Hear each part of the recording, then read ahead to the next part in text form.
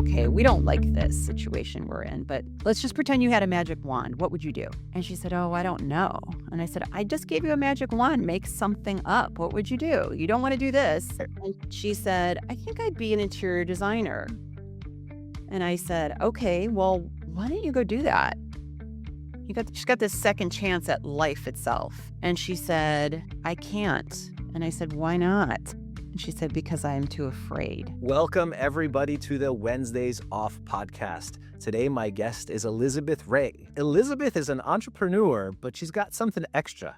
She describes herself, she is a psychic detective. She's worked with law enforcement to help solve crimes, and she works with entrepreneurs and investors to help them make better decisions and gain, is it an unfair advantage, but to gain an advantage in their endeavors. You'll get to know her here today, but if you're interested in learning more firsthand, go to www.insightful.foundation and click Let's Connect. Welcome to the podcast, Elizabeth. Thank you. Thank you very much.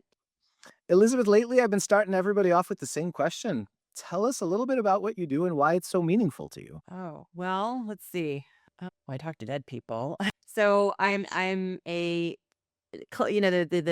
the very specific definition of what I do is I'm an evidentiary clairvoyant psychic medium, but not very many people know what that is. So I refer to myself as a psychic detective because that's how I function. And really, I just look at things I have no way of knowing that happened in the past. And I have the ability to see what is likely, not necessarily, 100% baked. What's possible, it's going to happen, likely to happen. And then I'm able to make contact with consciousness, either consciousness that's living or dead. Sounds amazing, but it's a pretty well documented ability. Can look up the Stanford Research Institute. So yes, if you've never heard of it, it sounds fantastical, but it's actually quite common. Help us by grounding and maybe in some of the work you've done with law enforcement.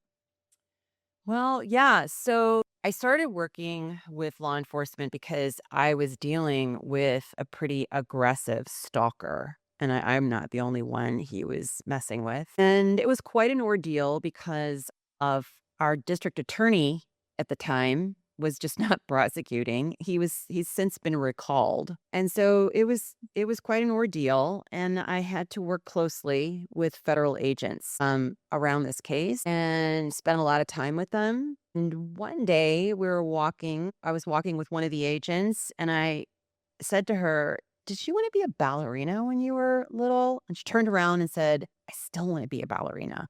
I use the bar method to exercise. Don't tell anyone at the station. I'm like, not a problem. So I said, well, you understand that I'm psychic, right? She said, it appears you are. So we just started to get to know one another. And I asked her if she had ever worked with a psychic, specifically a medium, around any of the cases that were unsolved. And she said, no, but I've watched every episode of Medium and I really would love to do it. So that's where it started. They were helping me and I wanted to help them. They're really quite overwhelmed and understaffed and underpaid, and they put themselves in harm's way every day. And I just really wanted to help. So the first time I went to work on a case, I went into this room and I was sitting on this chair. I said, I don't like this chair. Why don't I like this chair? I'm very uncomfortable in this chair. And they said, oh, yeah, that's actually where we interrogate people. They got barred. That's where we put the handcuffs. I'm like, well, can I have another chair, please? I don't like this.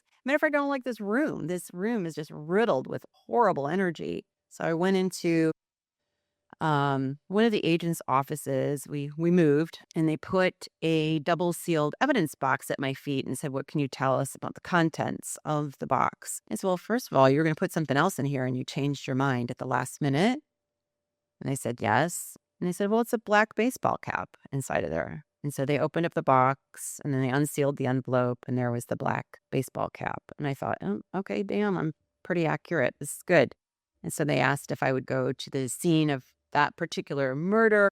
I said, I cannot wait. Let's go now. And so we were walking around and I said, this is going to be weird, but hold on. And I was pulled down to the sidewalk and I laid down on the sidewalk with my face down. And I said, this is where the body was found. And they said, yeah, that's actually the exact spot.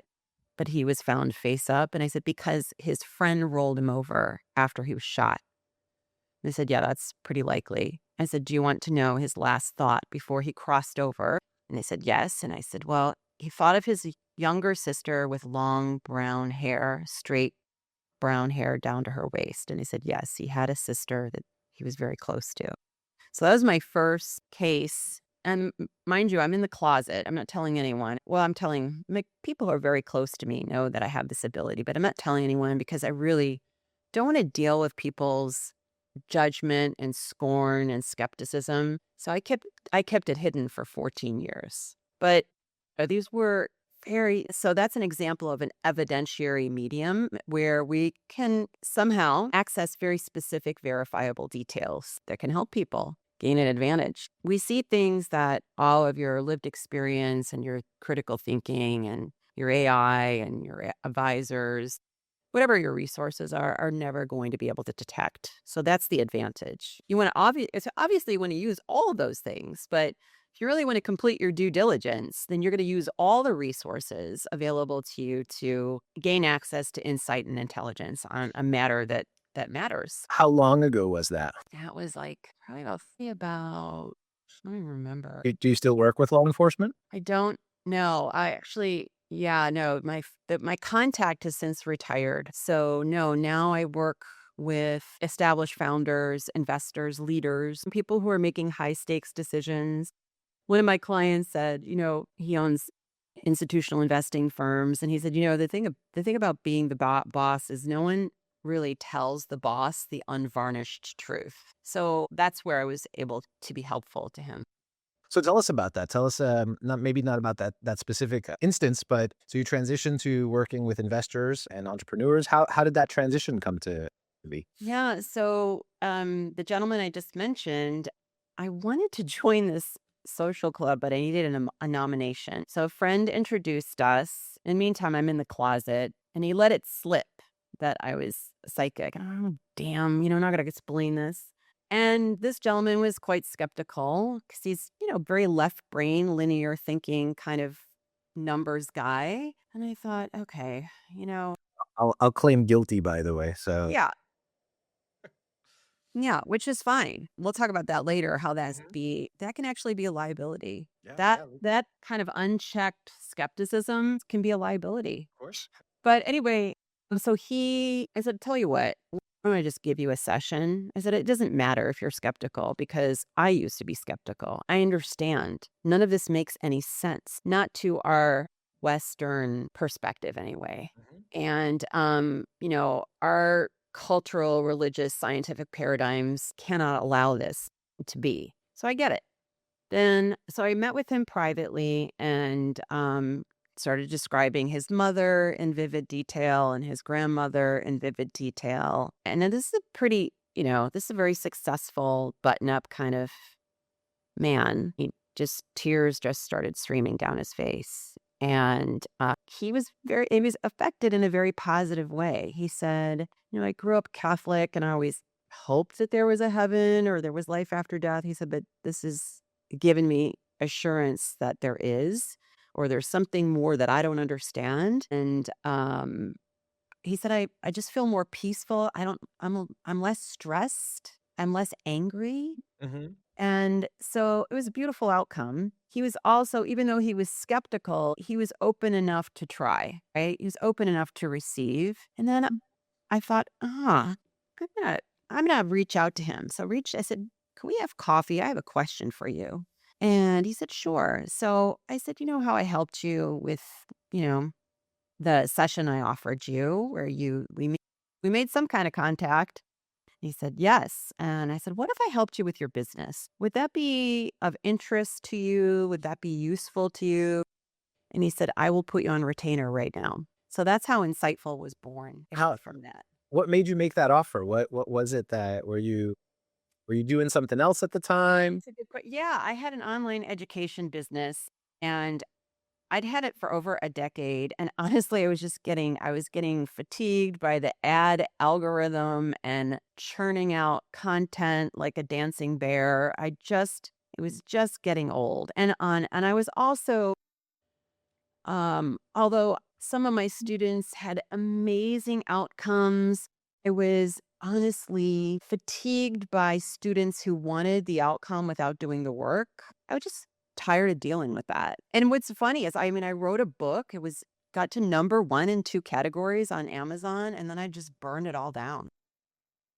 What was the business? Tell us. So it's an online learning business. Tell us a little bit about it. Yeah, it was called Making Art, Making Money. And I taught fine artists how to sell their art directly to collectors and circumvent the art establishment. That allowed them to sell more art, make a lot more money, and face a lot less unnecessary rejection. And, it's transformative for many of them because an artist who's selling is a lot happier than one Yeah. who's not. Did you have a history in fine arts? Yeah, so I did. I moved to San Francisco to become a fine artist because that makes sense. But I did it. I did it, and I was featured in Fortune magazine, on HGTV and other media, and then that got the attention of other artists looking for help. And so eventually I thought, this is actually I like marketing. Marketing is just as creative an endeavor if you're doing it right than as art. It's really just creative problem solving. And I love creative problem solving. I love strategy. So I went from being a full time fine artist to starting this online education business. And then, yeah, just digital marketing on the whole. I just What was rather swallow a chair than do what was your medium of choice? What kind of when you were doing art before your medium of choice became me being marketing? mean. Yeah. So I was a painter and I studied under Wayne Thiebaud and Gregory Condos. If you're not familiar with them, it's okay, but they're significant forces in the art world. They've both since passed. And those, I think their encouragement really gave me a lot of confidence, and confidence is king. Yeah, yeah. Yeah, 100%, right? If you go into a situation being like, "I will figure it out." I will figure it out. Yeah. So, and what happened before I made the decision to do that, I was working a crummy job, really hating it, like a lot of corporate jobs. And I had a friend who her name was Angela, and we would sit and we would bitch and moan about the management and about our jobs. And I didn't know that she had been suffering from, she'd recovered since, but she had stage 4 breast cancer. And we were both Mhm. the same age. And as soon as I learned that, I thought, well, us whining and fidgeting is not helpful right now. So I said, oh, Angela, like, okay, we don't like this situation we're in, but let's just pretend you had a magic wand. What would you do? And she said, oh, I don't know. And I said, I just gave you a magic wand. Make something up. What would you do? You don't want to do this. And she said, I think I'd be an interior designer. And I said, okay, well, why don't you go do that? She's got this second chance at life itself. And she said, I can't. And I said, why not? And she said, because I am too afraid. And that lit a match. I said, all right. And I said to her, are you more afraid of becoming an interior designer or stage 4 breast cancer? And I had then had to answer the question myself. What would I do? And I thought, well, I'd get the hell out of here and I would become a full time artist and I'd move to San Francisco. Yeah, what a great question, though. If you had a magic wand, what would you do? And then why are you not doing it?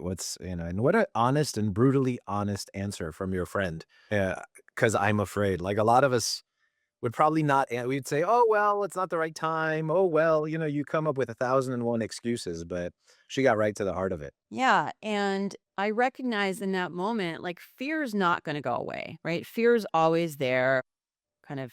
And so we have to choose courage. And I thought to myself, okay, I'm not getting out of here alive. She's not getting out of here alive. So why not try? And if it doesn't work, then I'll do something else. But I don't want to exit this earth without trying when I have the opportunity to do it. It's different if you can't do it. But so I did it and it worked out. And so I kind of took that same question to this endeavor. Like, okay, I'm well aware about, death all the time. I have a different relationship with death because I've had Yeah. a near death experience. That's what I was gonna ask you because I know from some previous conversations we have that you didn't always have this ability and that it came to you. So Yeah. I'd love to share with the audience that story. Yeah, so when I was 16, I had a near-death experience. And it's not uncommon for people to come back with certain abilities after a near-death experience. It doesn't mean you will, but it's not uncommon. And I was poisoned at a party with these really a bad group of kids. And I remember taking a sip of something from a bottle in a brown paper bag. I can still see this teenage boy with messy hair. And then the next thing I remember, I was looking down at my dead body on a dirty McDonald's bathroom floor. And these two girls who were with What me, was in there? What was the poison? Do you know? I'll never know. I have no idea, but it wasn't good. Sorry, I interrupted you. Sorry. No, it's okay. So anyway, these girls are frightened. One's being horrible to me. Horrible. If I saw her today, I'd smack her across the face. She was actually smacking my face so hard that my skull was hitting the tile floor. I think because she was scared that, okay, I've got a dead friend here, but that's how she responded, Hmm. right? Out of with anger. It was weird. And then the other one was just crying, afraid. And I was looking down at them and I thought, I can hear them. I can hear what they're saying out loud and I can hear their inside thoughts. And then a nurse happened upon the scene. She was working at the hospital across the street. And she knelt down on the bathroom floor and she took my arm, my wrist, and she had a white Timex watch on. I can still see it. And she was trying to get my pulse and she couldn't get it. Meantime, I'm, no longer part of my meat suit. I'm just consciousness and I'm feeling complete bliss and peace. And I could hear her to say to my friends, the quote unquote friends, she's on her way out. And I knew what that meant. She couldn't find my pulse. And I just thought, oh, this feels so peaceful. And then I was told, I don't know what consciousness told me that I had to return. And I thought, oh God, I don't want to go back. I don't want to go back to that. If you look at um if you look at people who've experienced near death experience it, most of us don't want to come back. And so some part of my consciousness asked, why? Why do I have to come back? I don't want to come back. And I was told I had to come back because my parents wouldn't be able to deal with this sudden death. So obviously I'm back. And then the ability itself it unfolded slowly over time. But there was that sense of being able to hear the inside and outside thoughts of the inside thoughts of people, like that has a certain flavor to it. And that flavor became like increasingly familiar over time.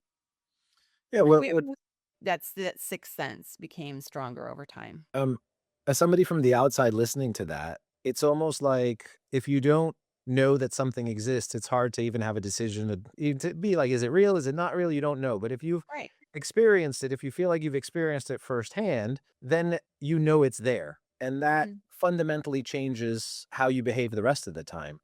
Right.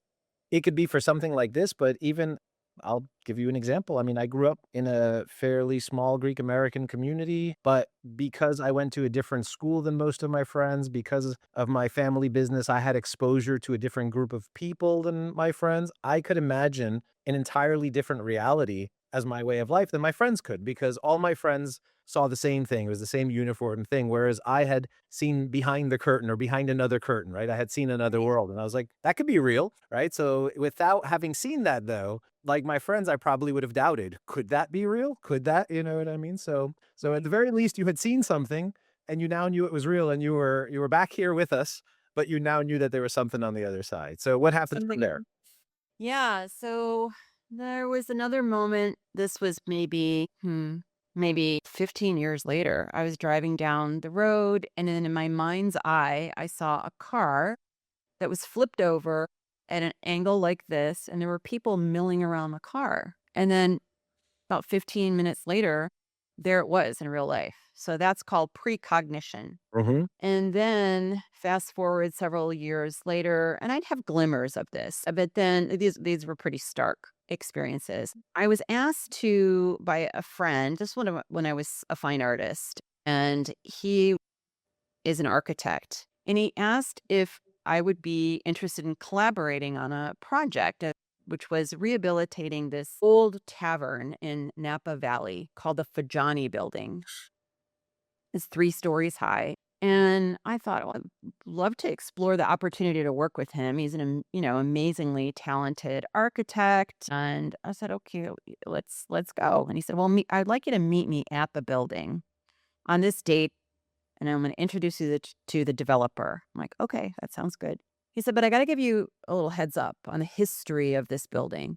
And I said, okay. And he said, it's been shut up like a time capsule for about 20 years because there was a vicious murder that occurred. And there were 2 sisters who owned this tavern. And one sister was brutally murdered, and the other sister just shut it up like a time capsule, hoping to keep all the evidence intact. But she's much older now, and she's sort of given up. So she just sold the building. But it's got that history. So you got to know that walking into it. I said, okay, that's fine. So the night before I was meant to meet the architect and the developer, I had this vivid vision of this angry man with dishwater blonde hair and a white t-shirt. And I also saw this old fashioned car tail fin, and it was like off white, and it was stuck in these bushes that had very small, dark green, shiny, round leaves, very specific. And I knew when I saw this man who was full of rage, literally, I literally sat up awake out of my sleep. It took me out of my sleep, and I was sitting up, and I knew it was the murderer. I just had a knowing that it was the Dang. So we meet the next morning, and we're going up and down this 3-story building, come to this space where it's adjacent to the kitchen area, or former kitchen area. And the developer's kind of got his head in the ice chest, and I feel this surge come up from the floor that hits me in my gut. And I said, oh, hold on a second. I kind of pushed my friend, Paul, his name was Paul, the architect, aside. And I said, hey, is this the spot where the body was found? And the developer turned around and said, you're standing on the exact spot where the body was found. Now, here's what's interesting. I think it's fascinating, actually. Within 30 days, they identified the murderer. He was still alive through DNA evidence. He was serving time for a brutal rape in a Colorado prison. And what I didn't know was that he stole her white Cadillac, and it had never been recovered. So that was the white tail fin that I was seeing. Now I'm thinking, okay, and I call the Napa Valley detectives, and they just laughed me off because I thought you know, before they found the murder, I thought I've got intelligence on this. And obviously the surviving sister, has been left with this unresolved grief. But they laughed me off. So when you say they caught him within 30 days, They did. was that because you somehow contributed, or is it I just didn't do anything. circumstantial? That's the thing. I didn't do anything. I just thought, like, what the hell? Like, what's going on? Like, what's the cosmic plan here? No, I didn't do anything. I just happened. So that case was just kinda working itself in the background? Some DNA happened to, finally, like, attest it or Yeah. something or what? I mean, it was horribly delayed. I mean, and when I went into this building, it did look like a time capsule. Like, Yeah. I think the Coke bottles were probably collector items at that point, right? It was odd. It was really odd. It was Did you such see a photos of him after he was captured? Did it I did. uh Yeah, I did.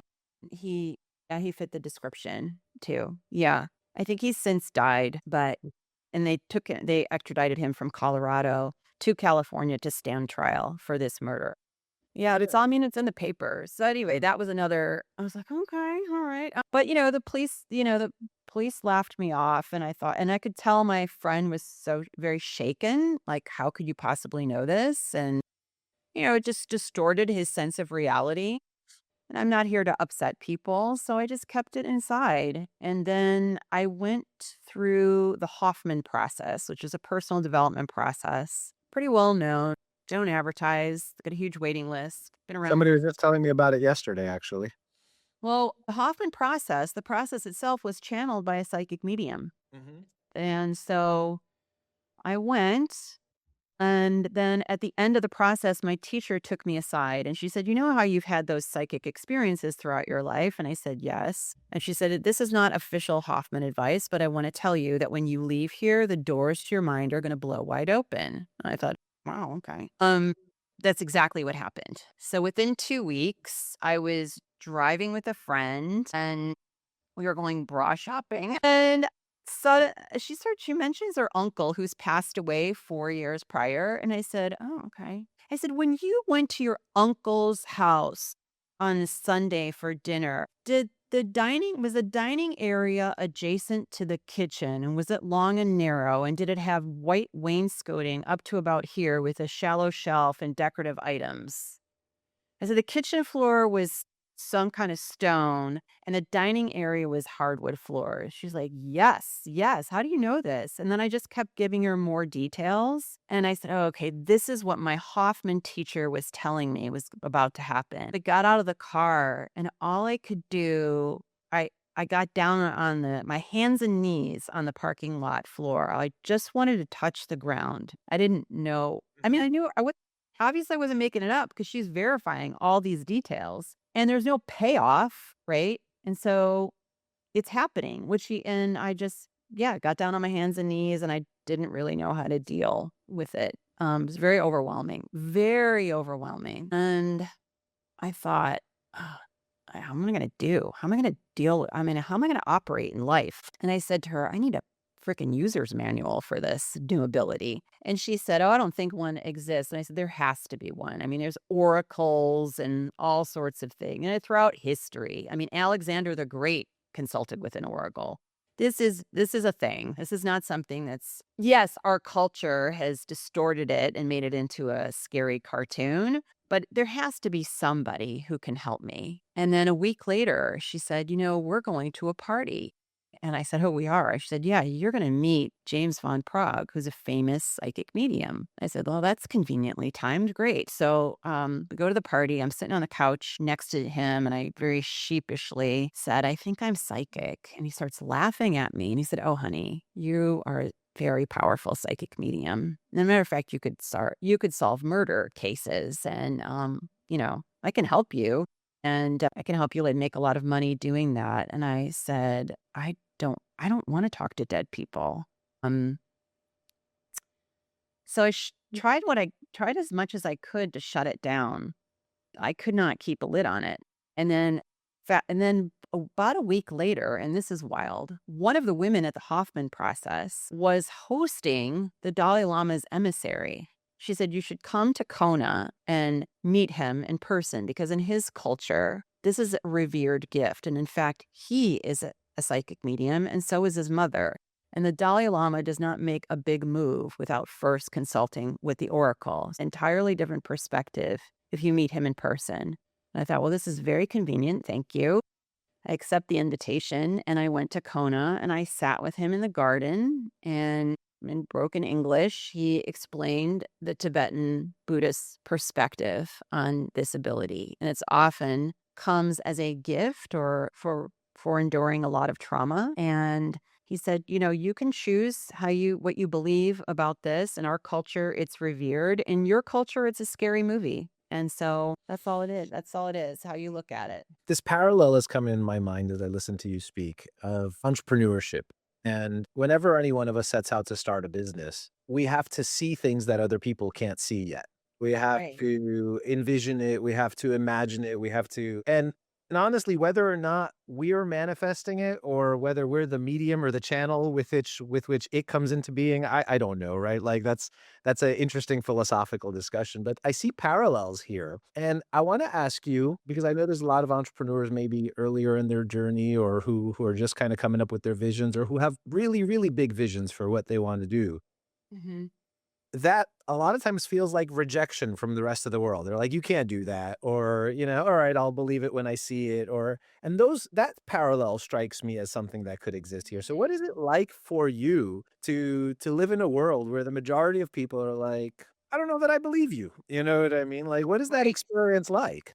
That's really interesting. I never thought about it that way, but certainly declaring you're going to be an artist full time and moved to San Francisco to do it. Like, what? I don't think that's a good idea.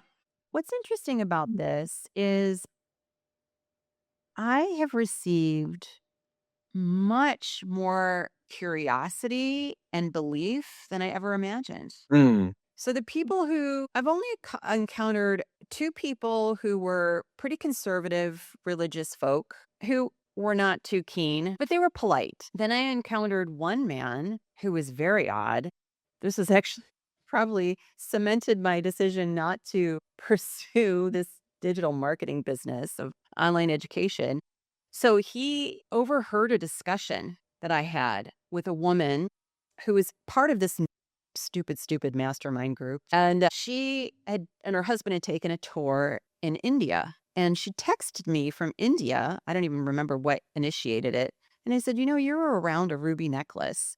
And she said, what? I said, I don't know. I don't know what it means. I'm just telling you.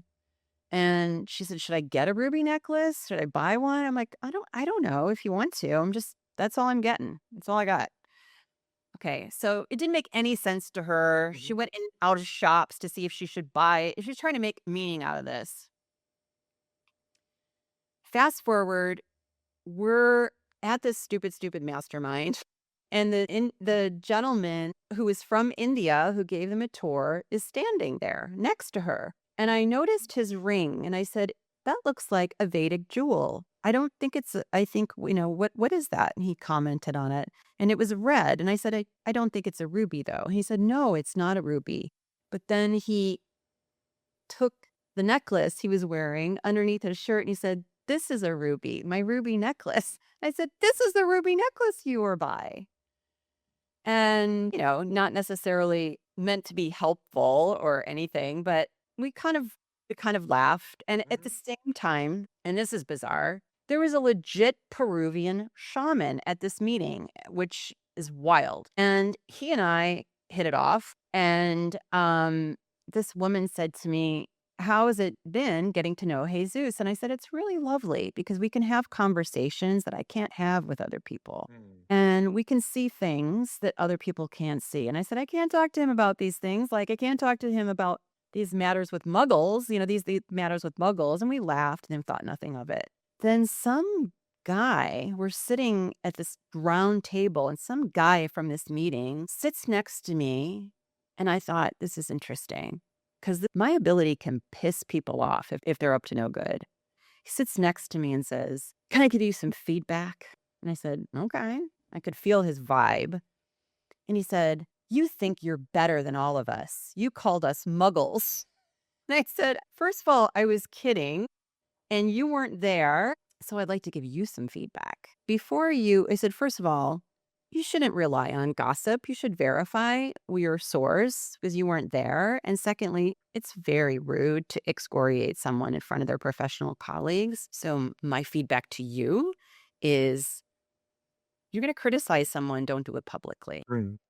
So Jesus, Sure. shaman, says to this very rude man, what happened to you when you were 8 years old? And he sits back and he said, my father went to prison. And he said, so then Jesus said, your health is not great. What's wrong with your heart? He said, I had a heart attack a couple years ago.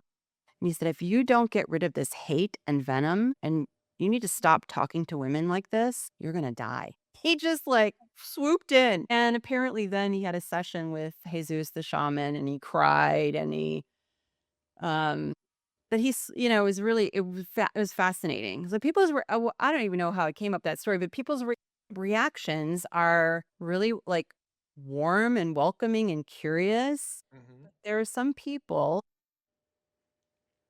who are trying to hide something that I make Mm. very uncomfortable.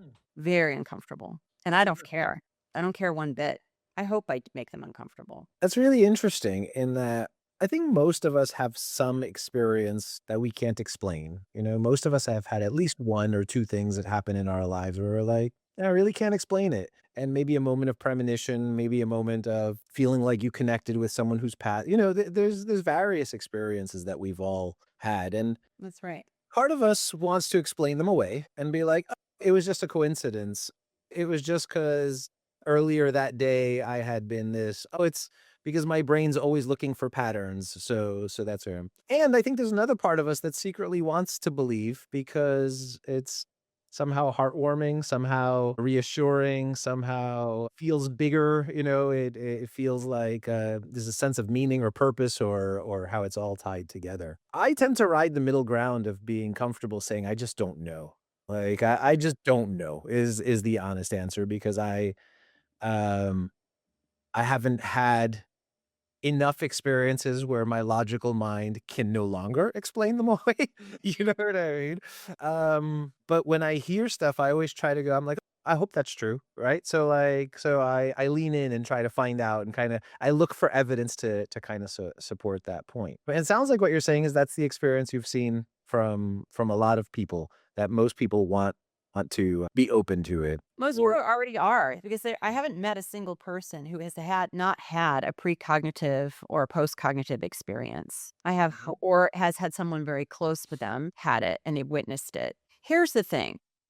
Throughout history, we have been unable to explain things, and then we somehow figure out a way to explain it later. I don't know how my car works, but I'm still going to drive that thing. Mhm. So I feel like, why, and I have a good friend who's a paranormal research scientist. I'm like, "Well, while you're trying to figure this out, I'm gonna go take full advantage of this intelligence.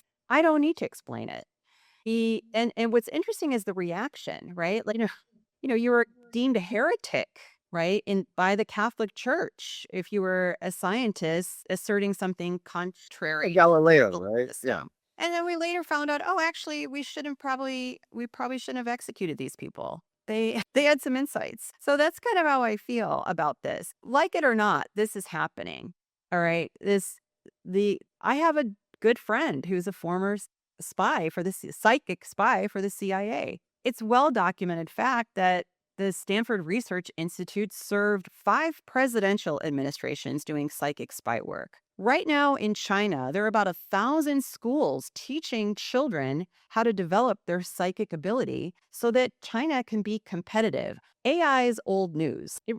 We've spent all this time developing these outer technologies. The next wave of advantage is inner technology. Mark my words, everybody. That's interesting. That's a really interesting perspective. As we offload the cognitive work That's right. to machines, then it's the intuitive work that we can't offload. It's the intuitive work that we have to That's be really correct. better at. That's correct. And there's artificial intelligence and then there's infinite intelligence. And I'm telling you, we got two former VCs, very successful gentlemen here in San Francisco, and they are all about this because they can see this coming. One of the gentlemen spent 2 decades on Sand Hill Road as a VC, and he believes that this is the next wave. So we're collaborating right now. And he said, I'm going to tell you something. It's a variation of a quote from JP Morgan, but he said, millionaires do not work with psychics, billionaires do. And he said, I'm telling you on good authority that this is true in Silicon Valley. Are they going to blab about it? No, because they don't want to deal with other people's judgments and skepticism. But why would they not So avail themselves of this advantage, like the CIA, like the FBI, like domestic and foreign militaries? Of course they are. so what are the kinds of questions that they would work with him? Is it like, is this the right investment to make? Is this the right partner to take on? Is this the right founder? Like, what kind of questions would they ask, and what kind of information would they get? So a common question is around hiring decisions, right? Because if you look at hiring, I read somewhere, like this is of course a very broad average. The average C-suite hire for a Silicon Valley executive, after you pay salary, recruiting, all the things, you're looking at about $1 million.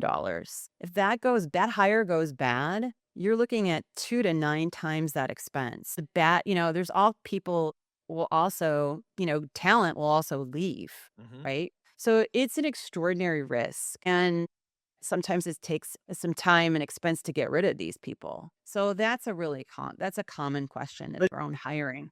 does the question come in the form of, is this the right person to hire? Does the question come in the form of, tell me more about this person? Or does, like, what is the form of the question? Does that make sense?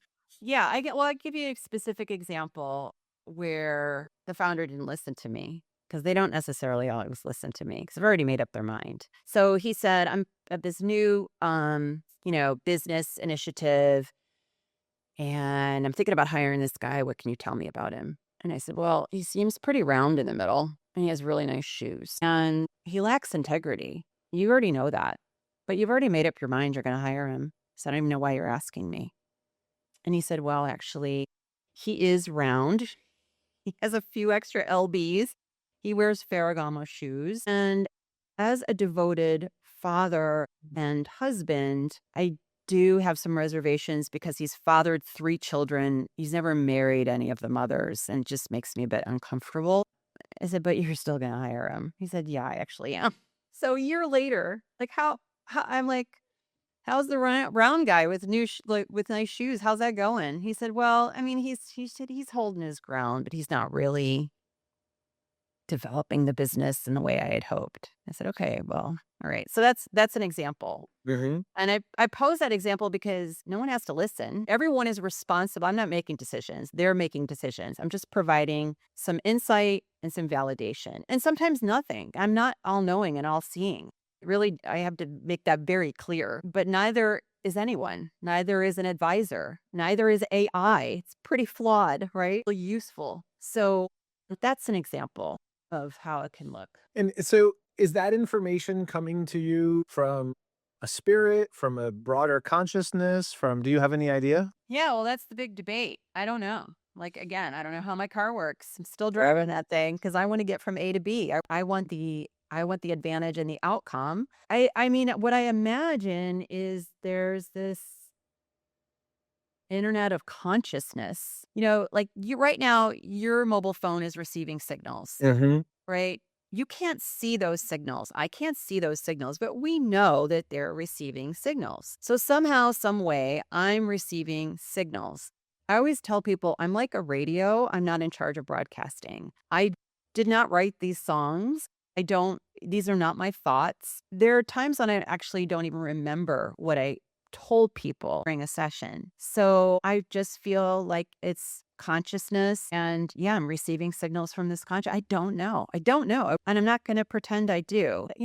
I don't consider myself a spiritual guide or a life coach or I'm pretty practical about how I choose to apply this. And I'm honest that I just don't know. Do you think, based on your experience, that people can develop this other sense? Yes, Uh, 100%. so, how might somebody go about doing that? Actually, I'm going to teach a workshop next week at the Modernist here in San Francisco, and I'm going to teach people how to tap into it. Now, here's the thing I like to be clear about. Like, not everyone's going to be a 7 foot tall champion basketball player, right? It's not going to happen. But pretty much everybody can figure out how to dribble the ball with some practice and occasionally get it in the net. And if you really are into it, you can get better and better at it depending on your interest level. And then you're going to have some natural aptitude, which is going to spur you on or not.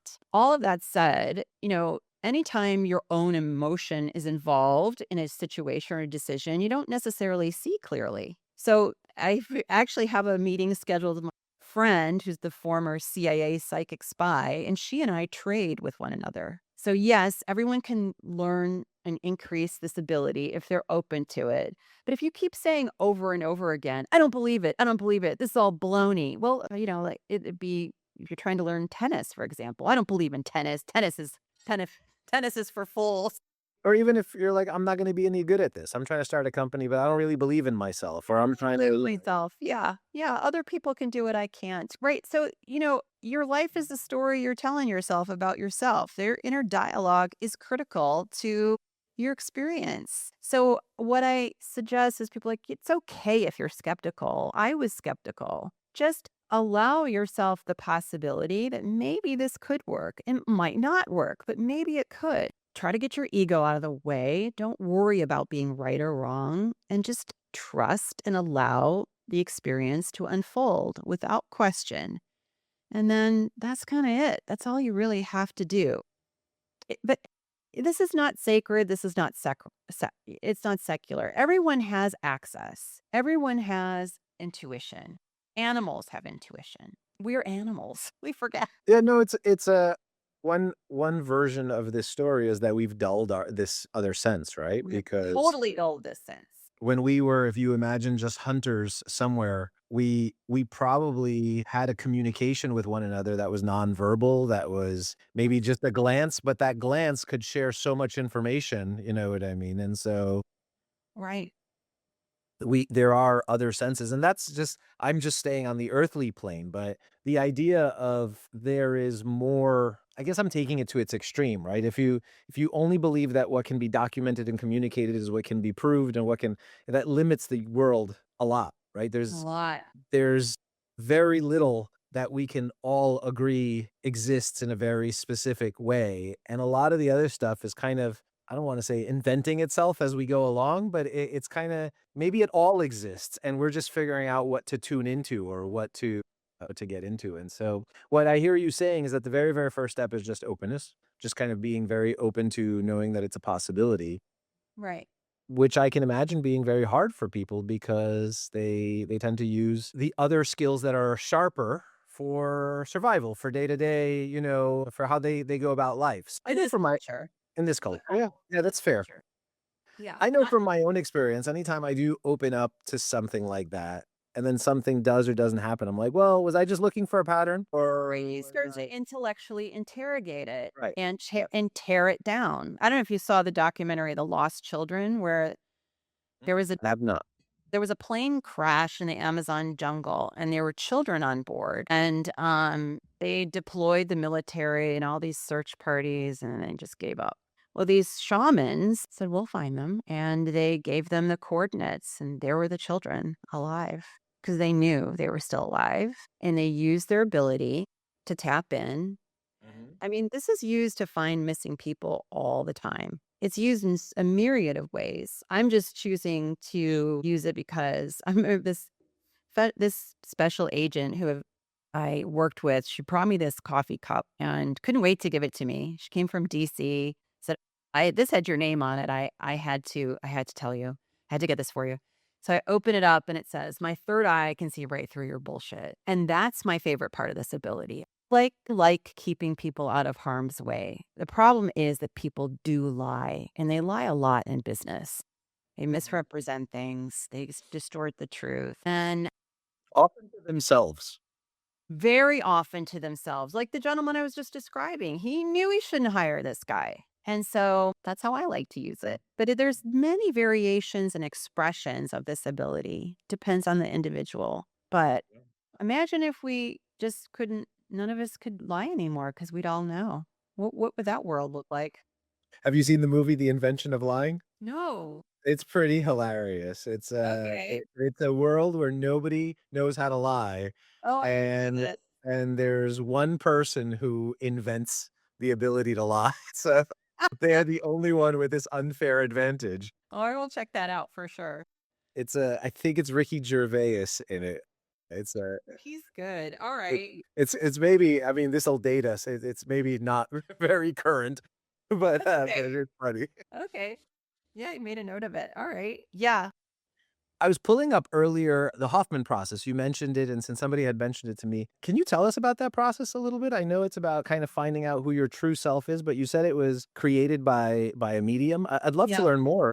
Yeah. It was actually channeled by a psychic medium. The current CEO did a interview with Oprah Winfrey recently about the process, and he mentions that it was channeled right off the bat at the very beginning of the interview. But it's not something they don't, they don't want to turn people off, so they don't talk Mhm. about it a lot.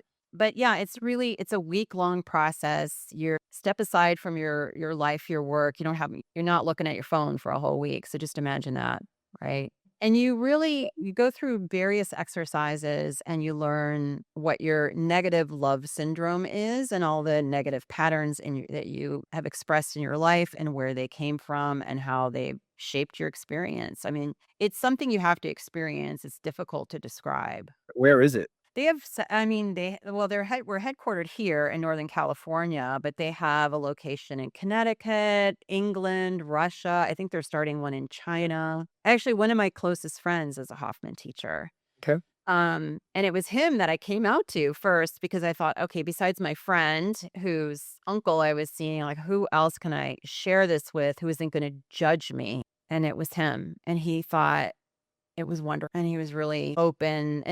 But he's also been curious about human potential for most, his life. And he also works for the Esalen Institute. So it's kind of his jam. But it was very helpful to have someone who wasn't going to be ridiculing me, but was really genuinely curious. And yeah, he helped me a lot. He really So did. so when you got there, was it a solo process? Are you there with a dozen You're with people? a group of people from all walks of life with all different kinds of issues, and you're not telling anyone what your title is and what you do for a living. You're all there, and you're not allowed to Mhm. or asked not to. Just don't be bragging about. And there are, I mean, now it's like Katy Perry's been there and all sorts of people you've heard of. A lot of people from Silicon Valley, who've made a big pile of money and a big pile of success, but there's still a hole in their heart, right? They're looking for meaning. So now the wait list is pretty long because these various celebrities have been there, and it's been around since the 60s. But I think it was is obviously created a shift inside of me because that's when the doors opened up full throttle. And it's a week long or what, It's a week can you long. talk about what happens in the experience? Is I that can't something? really because they ask you not to, Okay. because just describing it wouldn't help Okay. you. That makes sense. It's something you just have to experience. It wouldn't help to. Yeah, so there's this famous saying, talking about music is like dancing about architecture. So that's what it would be like if I start to describe the experience of Yeah. Hoffman. But you can read about, people's experiences, and I'm sure it's not positive for everybody because nothing is, but Yeah. it's pretty powerful, and the fact that they have a waiting list and have never advertised, I think speaks volumes. We I I'm involved in the company that does brainstorming events for scientists, and one of the things we never really do is share a detailed agenda because we're trying to engineer serendipity, and that means that we are going to have the milestones, we're gonna have the broad brushstrokes of an agenda, but the minute you set expectations and you're like, "At 3 p.m. we'll be doing this," is the minute people go, "Well, that's when I can step out and make a phone call," and it's like, "No, you can't." But then Like, your you're intellect here gets for the ride. involved. Yeah. Yeah. Your intellect gets involved and creativity vanishes. Yeah, yeah, exactly, exactly. So you were saying the very first step is for just people to be more open, right? But so if there's an entrepreneur out there who's like, yeah, I really, I want to develop, whether they call it psychic ability or whether they call it greater intuition or whether they just call it kind of tapping into into the greater intelligence and getting some of this unfair advantage. Once they're open, what are they looking for? How are they going about it? Well, I mean, really, there's many ways to express listening to that quiet voice. Mhm. You've all had an experience when you thought something's off here. Mhm. Yep. And you went ahead and did it anyway. And then you got a smackdown from the universe. So pay attention to what that felt like. And like I said, if your emotions are involved in a decision, you are going to have distortion, which is the same. Like, even I will be talking to my friend who's the former psychic spy. And then I have another friend in Australia, and she works for the United Nations, Saudi royal families, and major corporations. I mean, we are being, we are a resource. It's just not, people don't want to blab about it because they don't want the judgment. So I would say this tune in to your own inner guidance, but if you have access to someone who is reputable and trustworthy and it's a big decision, you should absolutely consult them, a psychic medium or someone who really can help you see if you don't have to accept their advice, but you can accept, get a different view. There's things you can't see. So how do you get a good one?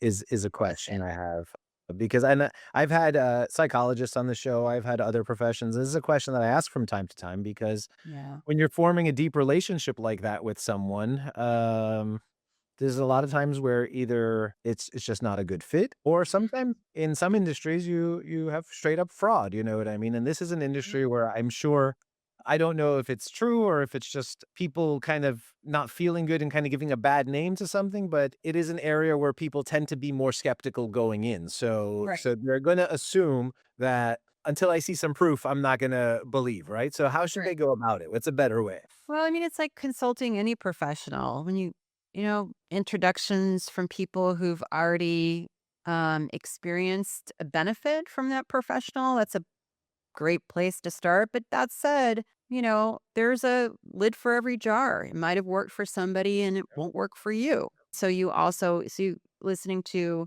getting referrals from other people, but also listening to your own experience and not forcing it.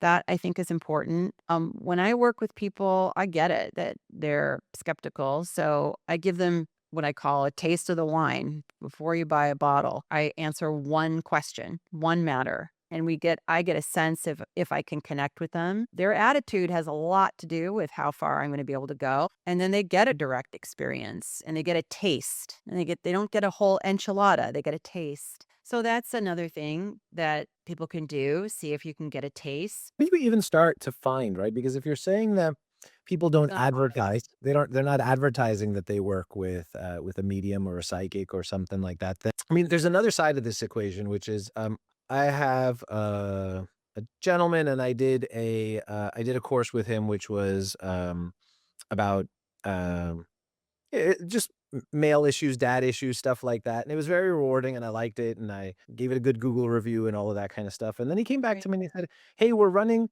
a couples retreat," and he started to describe the couples retreat. I was like, "I wouldn't know how to go to a couple that's a friend of mine and be like, 'You guys really need to go away together, because 'cause you're not like, you're in a Terrible. like, it's not a co I would how would I do that?" You know what I mean? Unless I was really, really close and they were asking me for help and saying, "Hey, we'd love to work on our relationship." You're not just gonna come forward and be like, "From the outside, it looks like you guys need to work on this." So, Right. I imagine it's very, very hard to find someone that you can work with in this space, in this capacity. It just I mean, here in Northern California, this is the birthplace of the personal development movement. So I would say people who are quite receptive here, but there's a CEO in Paris who's about to put me on annual retainer. That was again through referral. He wants to build his business. He wants every advantage he can get. Same Yeah. thing. I gave him a one. He asked me one question. Let's see if we can get anywhere with that one question. And it's funny because he came, I said, "What's your question?" And he could tell me the question. I'm like, "That's not your question." And I'm not buying it. Like, and he said, "It's actually not. He said, "I thought you would think that my question was boring." And I said, "Well, it's not about me. It's about what is taking up the most head and heart space for you that I'm trying to help." So that look, if you know you can get an advantage that your competition doesn't have and then you wouldn't have normally, the people are curious. They're at least willing to try. And like I said, I'm not offended by skepticism. It's okay. And I think it's actually natural. And but that's different from cynicism. Yep. Say some more about that. Well, I mean, I don't want pure believers. Like, if you purely believe that this is like, you know, I'm, connected to the angelic realm and I'm super special, I really don't want to talk to you. But if you're really dismissing me and everything I'm saying without any direct experience, I don't want to talk to you either. I want to talk to people who are open. What's interesting to me is that I noticed that the people with the strongest opinions, the most usually angriest opinions, have no direct experience with what they have such an opinion about. I read a study once that they sat people around the table and gave them a math question, and they said the first person to speak was usually the one who had the most influence of the group, and most of the time, they were also the one that was the worst at math. Interesting. Wow. Wow. Yeah. I was doing a workshop with Sean Aker, which is where I heard it, so I don't know what the Mm. fact was, what he was quoting, but that stayed with me because it was such a it's so telling, you know what I mean? That I don't know if you're familiar with the telepathy tapes, but they're really quite a phenomena. I've listened to the entire 1st season, and they're fascinating to listen Oh, you to. did? Oh, Yeah. good. So my friend is actually one of the paranormal research scientists for the telepathy tapes, but I was listening to the last episode of the latest season. I actually took a screenshot of what they said because I was like, boom, this is so spot on. And the host Kai Dickens was referring to just like, okay, look, everybody, there's a mountain of evidence that this is real. And she ended it with this quote. So if all of this evidence is present, then blind skepticism isn't just doubt. It could actually become a liability. And that's when she was talking about how there's thousands of schools in China teaching children psychic ability right now. Yeah, that was kind of where I was going earlier with the question about what can entrepreneurs or people do who are listening. Because if there are schools, there's got to be a curriculum, there's got to be an approach, there's got to be so that's what I was wondering, and maybe from your own experience about how it unfolded, if there were Yeah. any instructions, for lack of a better word. Because I think the biggest thing when it comes to skepticism is seeing is believing, right? And so the more you can experience it, the more you can gain evidence. And the reason we rely on our logic and the reason we rely on all these things is because they've served us. We do it and it serves us, so it Sure. sticks. We do it again, and of course you could do anything too much, but that's why we tend to rely on these kinds of things because they've worked for us more often than they haven't. So this is what you're describing is an experience that most people, like we said, may have only had an experience, an instance. Right. "Oh, this thing happened and I can't explain it." And then life went on for 7 years, and then this other thing happened and I can't explain it. So Yeah. people don't have direct contact to it, which is if we're trying to decrease skepticism, then I think giving people as much opportunity as possible to feel it, taste it, touch it, you know what I mean, try it, Yeah.